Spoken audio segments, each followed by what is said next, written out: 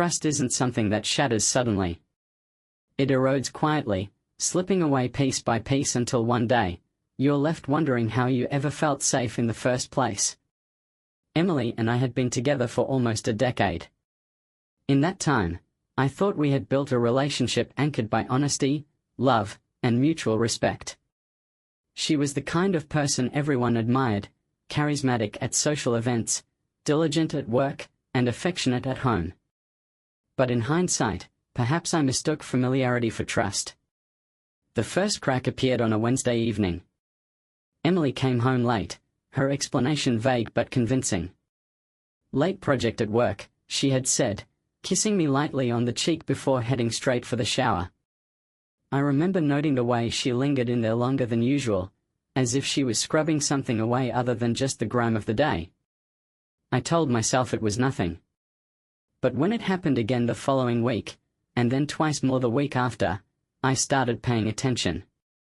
The change in her behavior was subtle but impossible to ignore once I noticed it.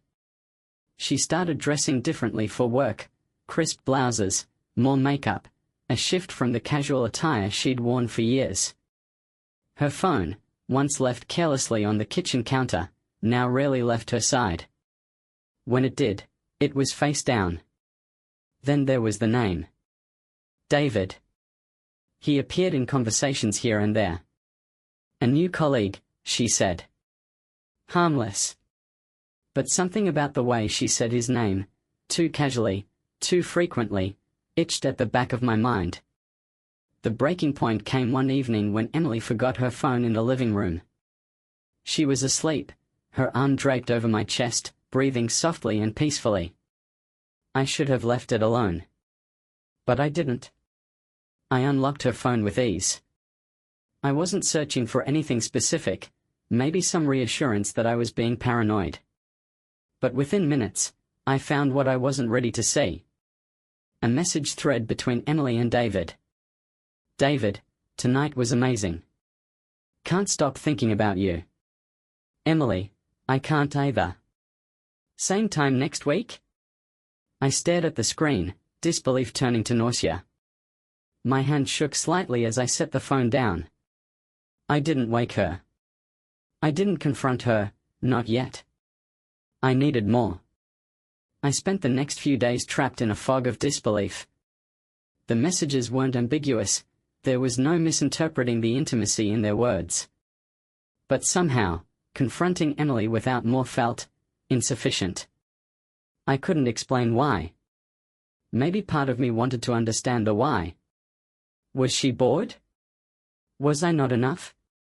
The questions haunted me. I decided to watch. Not in the obsessive, irrational way that might lead to reckless accusations, but quietly, deliberately. I wanted her to reveal the truth herself, even if she didn't realize it. Emily's late work nights became more predictable. Wednesdays. Fridays. Occasionally a Saturday under the guise of client meetings. It was almost routine. One evening, after she left for another supposed meeting, I trailed her.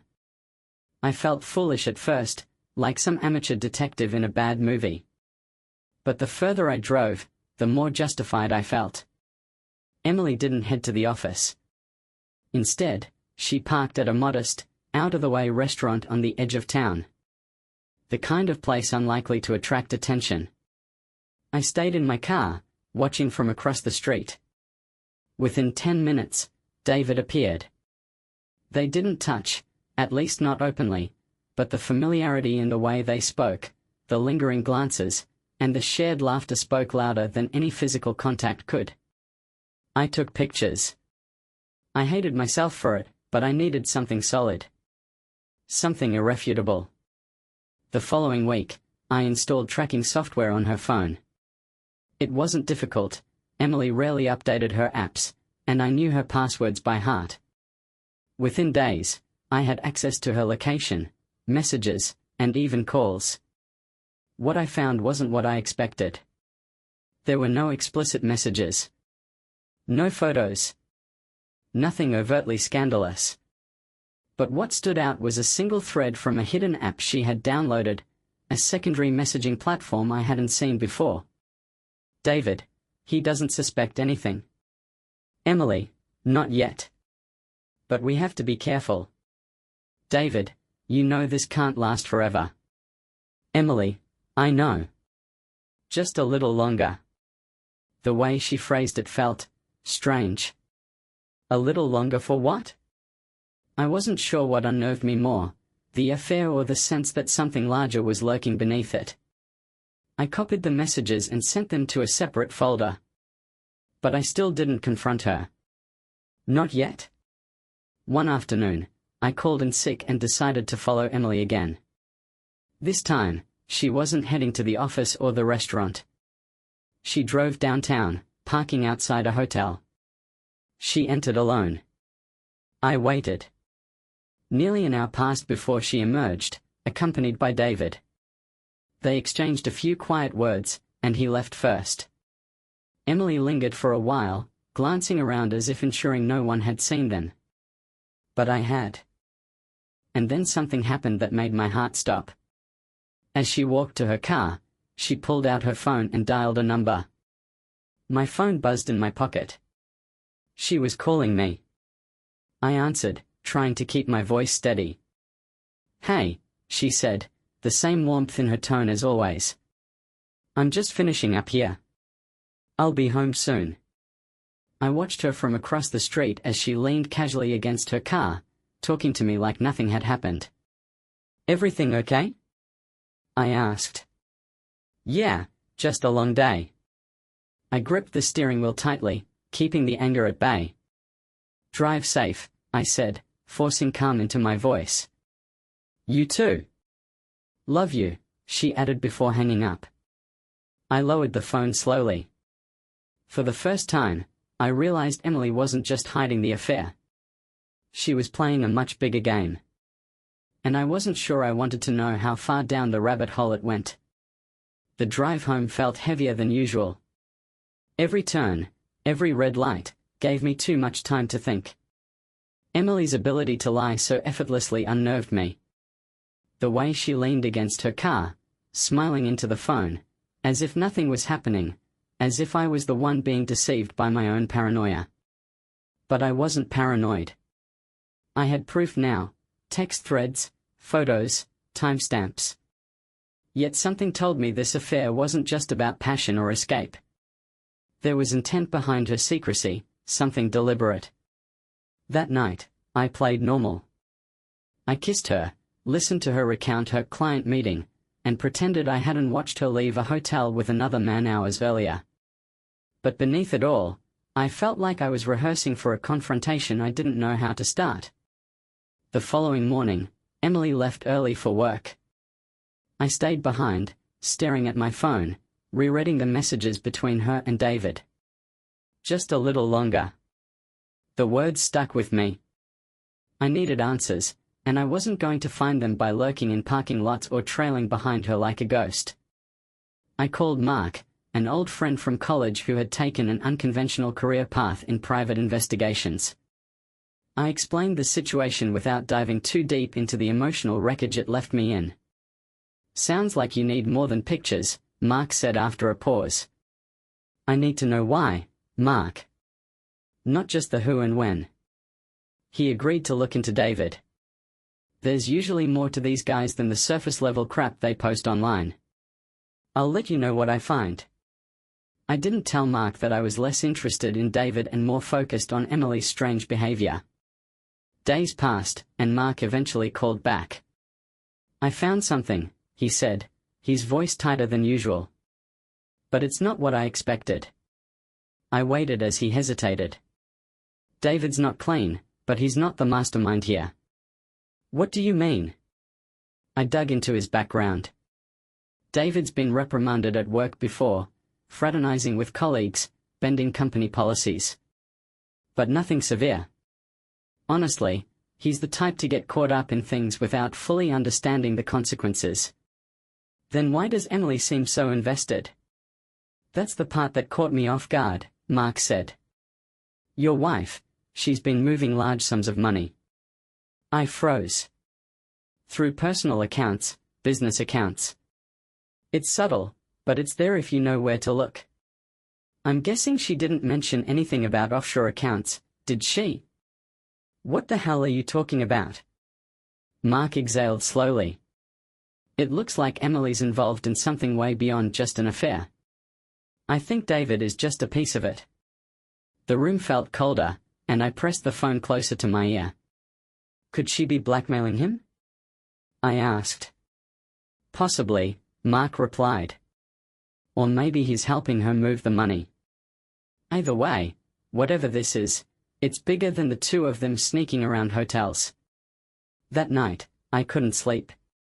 I lay awake, staring at the ceiling, listening to the soft hum of Emily's breathing beside me. She looked peaceful, as if she wasn't sitting on a secret life that had somehow unraveled everything I thought we had. I needed to confront her. But not without knowing the full truth. The next day, I took a personal day from work. Emily believed I was at the office, but instead, I waited outside David's apartment building. I wasn't sure what I was hoping to accomplish, maybe just catching him off guard. Around noon, David finally appeared, leaving the building with his gym bag slung over his shoulder. I intercepted him before he reached his car. His eyes widened slightly when he recognized me. "We need to talk," I said, stepping closer. David glanced around nervously. "Look, if this is about..." "It's not just about Emily," I cut him off. "I know something else is going on. I need to know what it is." David hesitated, but the panic in his eyes told me he wasn't as confident as Emily when it came to lying. "You don't understand." "Then help me understand," I pressed. David shifted uncomfortably, rubbing the back of his neck. "It wasn't supposed to go this far." "What wasn't?" He opened his mouth to respond but then stopped short, his gaze flicking over my shoulder. I turned just in time to see Emily's car pulling into the lot. She spotted us immediately. Her expression shifted, fear first, then anger. David stepped back, clearly wanting to avoid whatever fallout was about to happen. Emily parked but didn't get out of the car right away. Instead, she sat behind the wheel, gripping it tightly as if calculating her next move. I took a step toward her, but before I could reach the car, she started the engine again and drove off without a word. I watched as her taillights disappeared down the street, leaving me and David standing in the fading daylight. "She's scared," David muttered. I turned to him sharply. "Why?" David hesitated but finally said, "Because it's not just money." I stared at him, waiting for more. "She's trying to cover something up. Something bigger than you or me." "What the hell did she get involved in?" David didn't answer. But as he walked away, I realized I wasn't just exposing an affair anymore. I was uncovering something dangerous. Emily didn't come home that night. I sat by the window, watching the street in silence. Every passing car made me flinch, but none of them were hers. When the clock ticked past midnight, I called her phone. It rang, but there was no answer. Texts went unread. David's words echoed in my head. "She's trying to cover something up. Something bigger than you or me." I thought about calling Mark again, but some instinct told me to wait. Whatever was happening, I needed Emily to come to me on her own. I needed her to know that I wasn't just suspecting her, I was watching.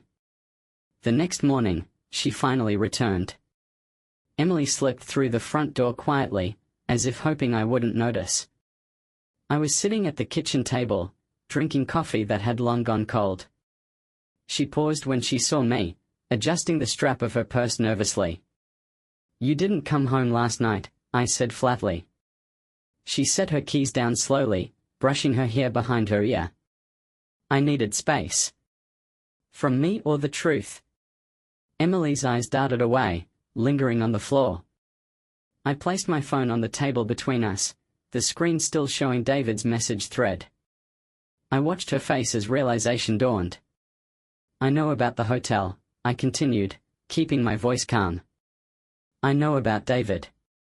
And I know about the money. Her shoulders stiffened, but she didn't deny it. What I don't know, I leaned forward, is why? Why the lies?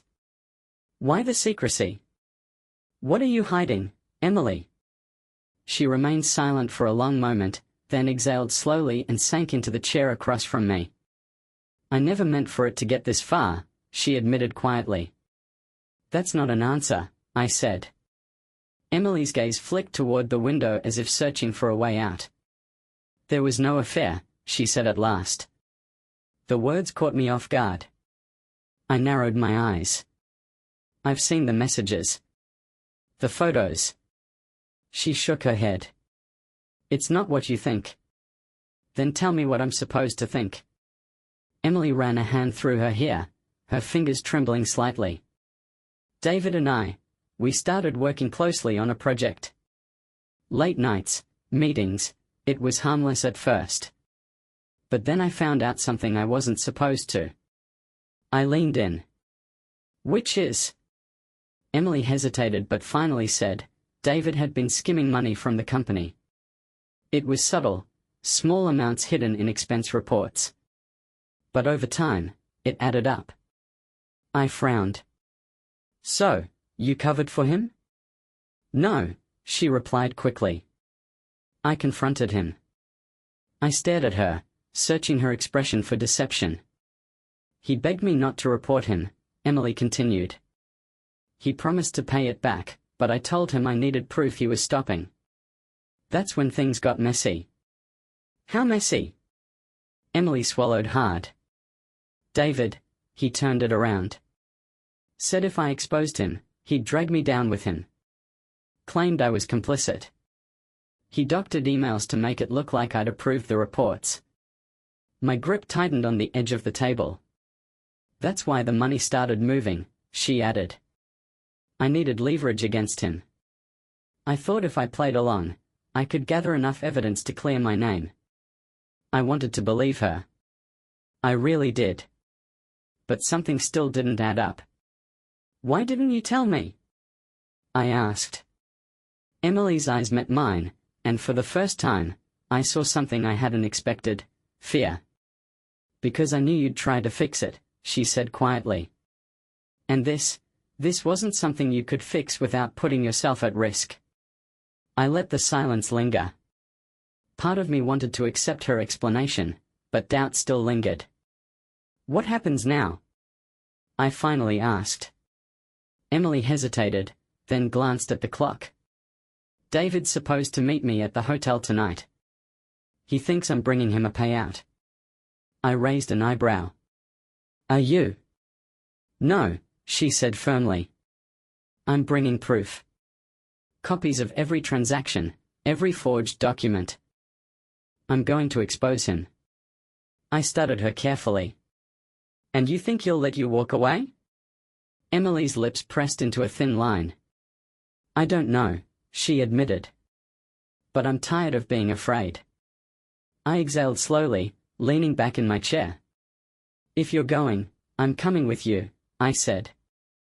Emily's eyes widened. I can't let you. I'm coming with you, I repeated, my voice leaving no room for argument. She finally nodded, though uncertainty flickered in her expression. Later that night, I sat in the parking lot of the hotel with Emily, waiting for David to arrive. Her fingers tapped nervously on the steering wheel, and I could feel the tension radiating from her. If anything feels off, I said, we leave. No second guessing. Emily nodded. At exactly 8:30, David's car pulled in. He parked a few spaces down and stepped out, scanning the lot. His eyes narrowed when he saw me in the passenger seat. Emily opened her door. I'll handle this, she said. I watched as she approached him. They exchanged quiet words, but David's posture grew more rigid. Then something shifted. David's expression darkened, and he gestured toward the hotel entrance. Emily hesitated but eventually walked with him inside. I followed at a distance. The hotel lobby was quiet, but something felt off. David's demeanor was cold, calculating. I stayed close, trailing them to a private meeting room Emily had booked. David turned to her, his voice low but sharp. "You brought him? You think that's going to scare me?" Emily remained calm. "I brought what you asked for." She held up a folder, but I could see the faint shake in her hand. David took it, flipping through the contents. His face paled. This is everything," he muttered. Emily nodded. "Now leave me out of it." David stared at her for a long moment, then laughed softly. "You're smarter than I gave you credit for." As he turned to leave, his eyes flicked toward me. "This isn't over," he said under his breath. I held his gaze until he disappeared through the door. Emily exhaled heavily, her shoulders sagging with relief. But as we left the hotel, I couldn't shake the feeling that David's words weren't just a warning. They were a promise. David's warning echoed long after we left the hotel. Emily sat silently in the passenger seat, staring out the window as I drove us home. I could see the weight pressing down on her, but neither of us spoke. It felt as if the fragile thread holding the situation together might snap if either of us pulled too hard. When we finally reached the house, Emily went straight upstairs without a word. I lingered in the kitchen, pouring a drink I didn't really want. David's smirk haunted me. He wasn't the type to disappear quietly. The next day, Emily called in sick to work. She curled up on the couch with a blanket, though she barely touched the TV remote. I could tell she was replaying the events from the night before over and over in her head. I stayed home with her, pretending to read emails while keeping one eye on the door. Around noon, Mark called. "I found something else," he said without greeting. His tone made the hairs on my neck stand up. "What is it?" I asked, stepping out onto the back porch. "David's not just a guy with sticky fingers," Mark explained. I dug a little deeper after our last call. Turns out he's been flagged for suspicious activities in more than one company. Fraud. Laundering. Nothing ever sticks because he's careful. I gripped the phone tighter. "Your wife isn't the first employee he's tried to rope into his mess," Mark continued. "But she's the first one who's fought back this hard. That makes her a loose end." I swallowed hard, glancing through the window at Emily, who sat bundled on the couch. "What are you saying?" "I'm saying he's dangerous," Mark replied grimly. "Emily thinks this is over, but David's not going to let it go. He'll protect himself by any means necessary." I exhaled slowly, lowering the phone. "Thanks, Mark," I muttered. "Keep an eye on her," Mark added. "And call me if anything feels off." That evening, Emily seemed to relax slightly. She even smiled when I suggested ordering takeout. But beneath that smile, I could see the tension still simmering. When the doorbell rang, Emily rose to answer it. I stood as well, the instinctive need to protect her overriding everything else. But it wasn't David. It was Rachel, David's wife. Emily froze, her grip tightening on the doorknob. Rachel smiled faintly, but there was something calculating in her gaze. "Mind if I come in?" she asked lightly, though it didn't sound like a question. I opened the door wider, exchanging a wary glance with Emily as Rachel stepped inside. She walked slowly into the living room, taking in the space with casual curiosity. Finally, she turned to face Emily directly. "I know what you did," Rachel said. Emily stiffened beside me. "Rachel, Rachel held up a hand. "Relax. I'm not here to scream or throw things. I just want to know why." Emily hesitated, her eyes flicking toward me briefly. Rachel followed her gaze. "Does he know everything?" I crossed my arms. "I know enough." Rachel smirked. "Good. Then let's cut to the chase." She pulled a folded piece of paper from her coat pocket and tossed it onto the coffee table. I picked it up and unfolded it slowly. It was a copy of the forged documents Emily had shown David. Emily's eyes widened. How did you? I'm not as clueless as David thinks, Rachel said calmly. I know he's been stealing from the company. But what I didn't know was that he was using you to cover his tracks. Emily's lips parted slightly, but no words came. Rachel crossed her arms. So, I'll ask again. Why did you expose him now? Emily hesitated but finally met Rachel's gaze. Because he threatened me. He said if I didn't help him, he'd frame me. Rachel's eyes narrowed. I never wanted to get involved, Emily continued. But once I realized how deep it went, I had no choice. Rachel studied her for a long moment, then nodded slowly. Well, that makes two of us, Rachel said quietly. David's been hiding things from me for years. I just didn't think he was stupid enough to drag someone else into it. She turned to me. You're lucky. Most husbands don't get ahead of this kind of thing until it's too late. I wasn't sure how to respond to that. Rachel headed toward the door, pausing just before leaving. Word of advice, she added. Don't let your guard down. David doesn't take betrayal lightly. And if Emily burned him as badly as I think she did, he won't forget it. With that, Rachel slipped out into the night. Later that evening, Emily sat on the edge of the bed, her head resting in her hands. I'm sorry, she whispered, her voice trembling. I knelt in front of her, gently prying her hands away from her face. We'll get through this, I said softly. Her eyes glistened with tears. I should have told you sooner. I brushed her hair back. I know why you didn't. But it's over now. Emily nodded, but I could tell she wasn't convinced. Neither was I. Because deep down, I knew David wasn't done with us yet. The next few days passed in uneasy quiet. Emily kept her distance from David at work, avoiding any unnecessary contact. She even considered resigning, but I convinced her to hold off. Leaving too soon would only raise more suspicions. But no matter how much we tried to act normal, the tension lingered like a storm cloud overhead. Rachel's warning haunted me. David doesn't take betrayal lightly. And I knew, deep down, that David wasn't the kind of man to walk away quietly. It happened on a Thursday evening. Emily was in the kitchen, humming softly as she cooked. I was sitting on the couch, scrolling through emails, when my phone buzzed. A text. Unknown number. I told you this wasn't over.